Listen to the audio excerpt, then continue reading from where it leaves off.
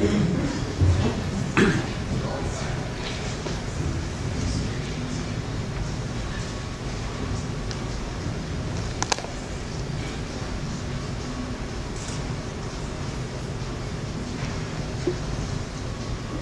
responses to the phrase, go back to where you came from. 1, oh, you mean Minnesota, in which case, here I am. 2,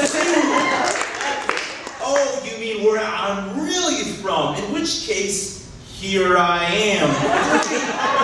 If this is a reference to my people, then you're going to have to be a little bit more specific. How about trying, go back to St. Paul, or go back to Fresno, or go back to Bangkok, go back to Ban Vinai, go back to Longyang, go back to Guizhou. Upon taking my advice, also realize that you are not the first to give the command of return to point us in the opposite direction with the barrel of a pistol. Call me Hmong before you call me American, because Hmong is the closest word I know to home. 4, did you ever ask yourself where you come from?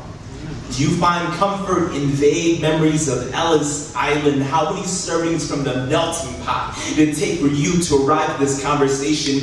Maybe you take pride in the Mayflower. Maybe you are an original American. Did you ever ask yourself if maybe the land you stand on today once belonged to someone else? Do you ever ask yourself if maybe the land never belonged to any of us, and if instead we belong to the land? 5, in the winter of 2013, I did just that.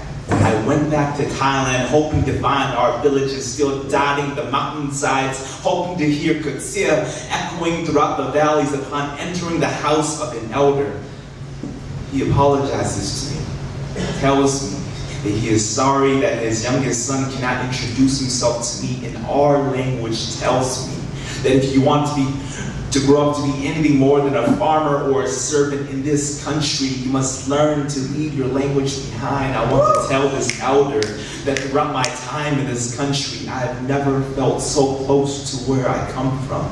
6, my mother tells me that before I ever took my first breath, I was an invisible spirit floating around in the clouds, waiting for a stomach that could paint me pink. My mother tells me that death is a journey home. Death is a slow walk back, that if not done carefully, you will become lost and you will curse those still living, but under the watchful eyes of our loved ones, we will always find our way back. 7, for the longest time, I was convinced that the hummingbird did not possess a pair of feet, instead always existing in a state of mid-flight. How sad, I thought, for the hummingbird to always be at the mercy of the wind, to be so close to the earth, yet own none of it. My time here has taught me how lucky the hummingbird to belong to the sky.